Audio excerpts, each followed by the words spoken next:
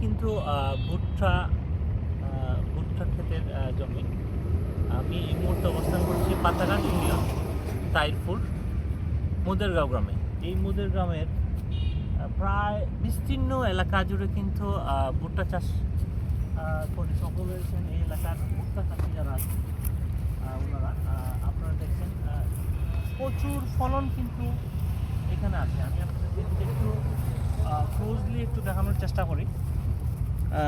এই যে ভুট্টার ফলন কিন্তু প্রতিটি গাছে কিন্তু 4-5-এর অধিক কিন্তু ভুট্টার ছড়ি দেখা যাচ্ছে। ভুট্টা কিন্তু একটি লাভজনক একটি আসলে ফসল।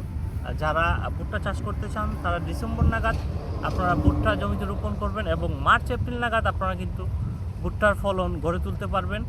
এবং ভুট্টা চাষে কিন্তু ভালো অর্থনৈতিকভাবে অনেকেই কিন্তু স্বাবলম্বী হয়েছেন। আমরা এই এলাকার অনেক কৃষকের সাথে কথা বলেছিলাম, তারা আমাদেরকে জানিয়েছেন যে আমরা যদি সঠিক দাম পাই তাহলে কিন্তু আমরা লাভবান হব এবং এলাকার মানুষ ভুট্টা চাষে আগ্রহী হবে।